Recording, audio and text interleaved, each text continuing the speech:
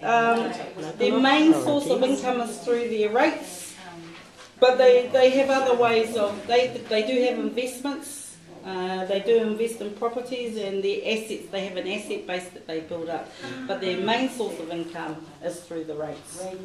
Yeah. Okay. So who does the regional plan? The regional council. Oh, okay. Yeah. So there's a hierarchy.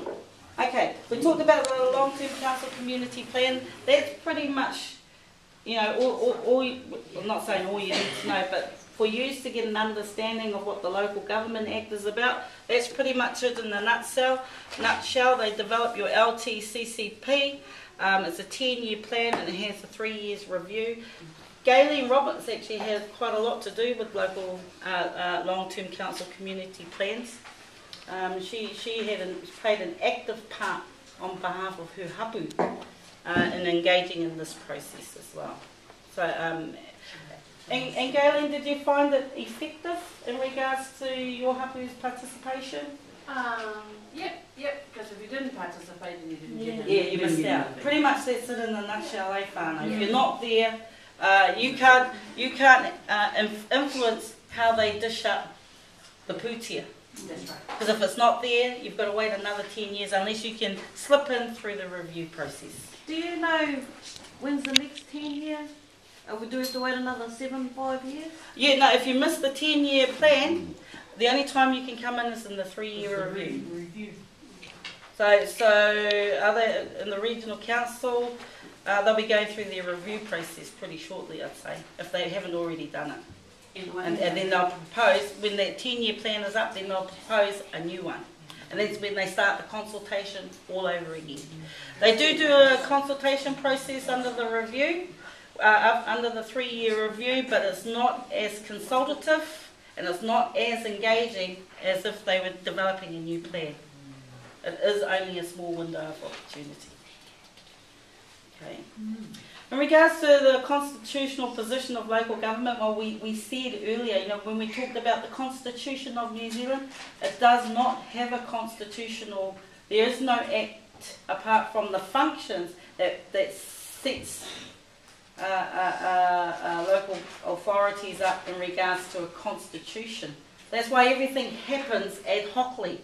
So in regards to the super city, if we had had a written constitution, more than likely it would have been difficult to reform local government in the speed that it had happened if we had a written one.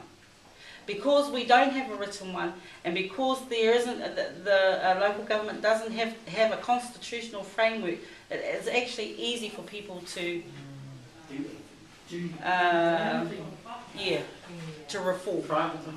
reform.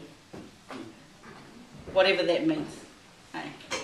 Because there's no time though, it's really set would be get into a plan like this? No.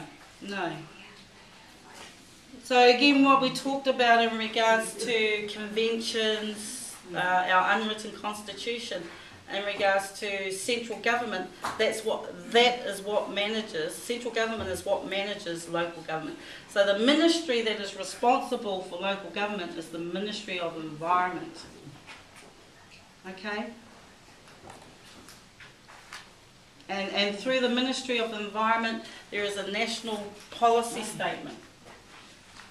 And that is through that national policy statement that the government sets guidelines on how councils should work.